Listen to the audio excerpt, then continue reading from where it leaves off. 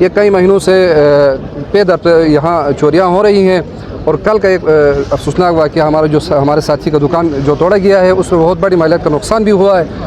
और ये है कि 24 घंटे गुजरने के बावजूद ये है कि यहाँ हमारी किसी ने आके ये है कि खबरगिरी नहीं की है। खुसूसन हम गिला शिकवा एनआईए मार्केट जो मार्केट के ज़िम्मेदारान हैं एनआईए के, उनसे कर रहे हैं कि उन्होंने ये है कि अभी तक आके पूछा नहीं कि भाई कितना नुकसान हो गया, कैसे हो गया, किसी इदारे ने किसी ने आके हमारी ये है कि दादसी नहीं की है। और ये है कि इसके बाद हमारा मुतालिबा ये है हम सब दुकानदारों का कि भाई जब हमसे सिक्योरिटी के नाम पे पैसे लिए जाते हैं तो फिर हमें मुकम्मल तहफ़्फ़ुज़ दिया जाए, और अगर नहीं दे सकते हमारा नुकसान होता है तो हमारे नुकसान की भरपाई की जाए, हमें कंपनसेट किया जाए।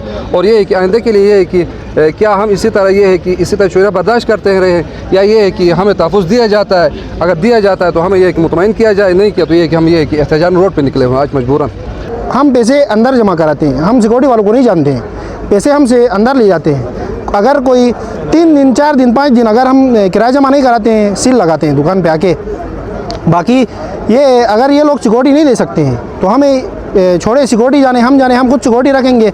और सिक्योरिटी वाले भी ऐसे रखे इन लोगों ने कि मफेर टाइप के तकरीबन 75 साल के एज से ऊपर हैं। कोई भी ऐसे लोग हैं उनके पास गम नहीं है और एक थप्पड़ लगा हुए बेहोश हो जाते हैं। ऐसे लोग इन लोगों ने भर्ती किए हैं सिक्योरिटी में अंदर लाके। तो ये मेरे ख्याल में तो कोई टाइम ज़ाया कर रहे हैं ये लोग।